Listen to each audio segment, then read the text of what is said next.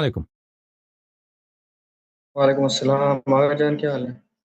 اللہ کا احسان ہے، آپ سنائیں، آپ خیریت سے انشاءاللہ؟ الحمدللہ سر، سب سے پہلے جشن ظہور مولا کائنات مبارک ہو آغا جان، آپ کو بہت بہت۔ Thank you sir, thank you, بہت مہربانی۔ میرے کچھ سوالات تھے سر، تو کائنڈلی جی اگر جی آپ ان کے جوابات دے دیں تو۔ جی سر۔ سر یہ ہم نے پڑھا ہے، کہیں جہاں میں نے پڑھا ہے کہ جب حضرت عیسیٰ علیہ السلام کو صلیب پہ چڑھایا گیا نا، تو وہ ایلی ایلی پکار رہے تھے، تو ہمارے جو ذاکر حضرات ہیں وہ کہتے ہیں کہ اس ایلی کا مطلب حضرت علی ہے، تو اس کی کہاں تک حقیقت ہے، کیا حقیقت ہے؟ کائنڈلی اس کی وضاحت کر وہ دیں۔ بائبل میں ایک ورس ہے نا، بائبل ہے، بائبل میں ورس ہے، وہ بائبل جو عبری زبان میں، اس میں یہ ایلیا ایلیا لما سبقتنی، ایلیا ایلیا تم نے مجھے کیوں ترک کر دیا، کیوں مجھے چھوڑا ہے، یعنی وہ ایلیا کو پکار رہے تھے۔ اب احادیث میں بھی ہے کہ مولا امیر المومنین علیہ السلام کا نام جو ہے انجیل میں ایلیا ہے، لیکن ہم نے جو پڑھا ہے نا عبری زبان کے الفاظ، اس میں ایلیا سے مراد اللہ ہے، اس میں وہ جو ایلیا لفظ عبری زبان میں ہے اس سے مراد خدا ہے، نہ کہ امام علی علیہ السلام۔ تو یہ ذاکرین جو بتاتے ہیں نا، وہ ان کو ایک لفظ مل گیا ہے، اور پھر ہمارے احادیث میں بھی ہے، تو اس سے وہ دونوں کو ملا کر اس طرح کہتے ہیں، سمجھ میں ہی نا بات۔ ہمارے جی پاس کوئی حدیث نہیں ہے کہ عیسیٰ علیہ السلام، کوئی اس طرح حدیث نہیں ہے عیسیٰ علیہ السلام نے سولی پر چڑھتے ہوئے، سولی پہ تو چڑھے بھی نہیں نا، وہ سولی پہ نہیں چڑھے حضرت عیسیٰ علیہ السلام۔ سولی پہ چڑھنے سے پہلے ان کو جب لے کے گئے جانے تھے، وہ اس سے پہلے اللہ تعالیٰ نے ان کو ایک کمرے میں تھے، اس کمرے سے ان کو نکال دیا، چھت سے وہ چلے گئے آسمان، تو وہ تو سولی پہ گئے بھی نہیں۔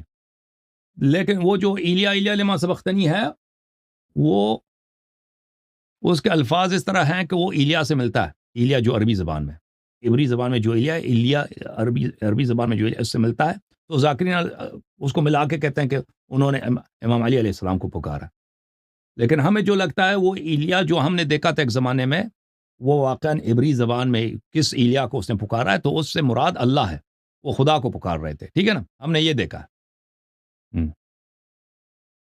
ٹھیک، بہت شکریہ۔ جی اچھا سر۔ سر، اگلا سوال یہ ہے کہ نبوت کے بعد امامت کیوں ضروری ہے سر؟ مطلب وہ کون سے نبوت اور امامت میں فرق کیا ہے، اور ان کے مطلب ان کا کام کیا ہے؟ نبوت کے تو یہ بعد حالت دیکھ رہے امامت ہیں نا اتنا ضروری مسلمانوں کی، کیوں؟ آپ یہ مسلمانوں کی حالت آپ دیکھ رہے ہیں نا کہ ہر چیز پہ اختلاف ہے، توحید پہ اختلاف۔ اب دیکھیں شیعوں کو چھوڑ دیں، شیعوں کے پاس تو امامت ہے، وہ ان کی توحید دیکھیں، جتنا گھٹیا توحید کہ وہ بھئی وہ آپ کے اہل حدیث کہہ رہے ہیں کہ اللہ کا ہاتھ ہے، اللہ کا پیر ہے، اور یہ کہتے ہیں جو کہتے ہیں اللہ کا ہاتھ پیر ہے وہ تو مشرک ہے، یہ خود ان کو مشرک بتا رہے ہیں، اور وہ الٹا ان کو کہہ رہے ہیں کہ جو کہتے ہیں کہ اللہ کے ہاتھ پیر نہیں، وہ صفات کا منکر ہے، اس لیے وہ مشرک ہے، وہ کافر ہے، ایک دوسروں کی تکفیر، اور ہر دوسرے مسئلے پر اتنے اختلافات، نماز کا کسی کو نہیں معلوم، وضو کس طرح کرنی چاہیے، ہر مسئلے پہ اختلاف اختلاف اختلاف اختلاف۔ تو رسول صلی اللہ علیہ وسلم اگر زندہ ہیں تو اختلاف تو کوئی نہیں نا، رسول اگر زندہ ہیں تو اختلاف تو کوئی نہیں، کیونکہ وہ کسی مسئلے میں وہ اتھارٹی ہیں بھائی، وہ اگر کسی مسئلے میں اختلاف آ جاتا ہے کہ وضو کس طرح لینی ہے، نماز کس طرح، اللہ کی صفات، سورس موجود ہے، پوچھ لیتے ہیں بھائی یا رسول اللہ، اللہ کی صفات کے متعلق بتائیں، یہ ہاتھ جو ہے، یہ ہاتھ قرآن میں موجود ہے، یہ واقعاً کوئی عضو ہے یا اسے مراد طاقت ہے؟ اختلاف اسی وہ لمحے ختم ہو جاتا ہے، ٹھیک ہے نا۔ کسی بھی مسئلے پر اختلاف نہیں ہو سکتا، ہاں اختلاف کر سکتا ہے کوئی جو بدبخت ہو، جو رسول صلی اللہ علیہ وسلم کے کہنے کے باوجود نہ مانے، وہ تو ہے ہی کافر، لیکن اختلاف پر تو نہیں رہتا نا۔ اب رسول صلی اللہ علیہ وسلم کے بعد یہ کہ قوم کو اس طرح ہادی کی ضرورت ہے کہ لوگوں کی ہدایت کرے کہ شکوک کا ارتفاع کرے، شک نہ رہے، توحید سے لے کر میعاد تک، طہارت سے لے کر دیات تک، سب ابواب دین میں، سب میں وہ سب پوری بات آپ کو بتائیں، یہ تو ہمیشہ ضرورت ہے، اسلام اس لیے تو آیا کہ ہدایت کے لیے، ٹھیک ہے نا۔ اگر یہ آپ کی کلیریفیکیشن نہیں کرتا مشکلات میں، اس کو کوئی سورس نہیں ہے، کہتا ہے قرآن و سنت کے پاس جاؤ، قرآن و سنت میں کلیئرٹی نہیں ہے، قرآن و سنت ہی کی وجہ سے تو لوگ ایک دوسرے کی تکفیر کر رہے ہیں بھائی، ہے کہ نہیں؟ یہ جو ماتریدی اور اہل حدیث ایک دوسرے کی تکفیر کر رہے ہیں، یہ کس لیے کر رہے ہیں؟ اسی لیے کر رہے ہیں کہ قرآن و حدیث میں ان کا آپس میں اختلاف ہے، تو یہ قرآن و حدیث حل اختلاف کے لیے کافی نہیں ہے، تو اس لیے نبی صلی اللہ علیہ وسلم کے بعد ایسی اتھارٹی کی ضرورت ہے جو نبی کا کام کرے، اوکے۔ جی، بہت شکریہ۔ اچھا سر، یہ جو ہے نا کہ حضرت علی نے حالت رکوع میں زکوٰۃ ادا کی، اس کی تھوڑی وضاحت کر دیں کہ یہ کیا معاملہ ہے، یہ کیا واقعہ ہے، یہ کیا ہے؟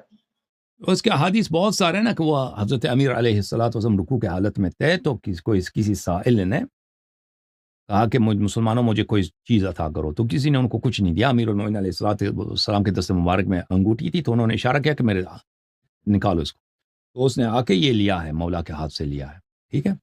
اور یہ جبرائیل علیہ، بعض روایت میں ملتا ہے کہ یہ جبرائیل علیہ السلام تھے، تو اللہ کی جانب سے مأمور تھے اس کام پر۔ تو اس کے بعد اللہ نے اسی وقت آیہ نازل کی تھی رسول صلی اللہ علیہ وآلہ وسلم پر، انما ولیکم اللہ کی آیت۔ تو رسول صلی اللہ علیہ وسلم فوراً مسجد آئے اور کہا کس نے رکوع کی حالت میں زکوٰۃ عطا کی ہے؟ تو امیر علیہ السلام نے فرمایا کہ میں نے۔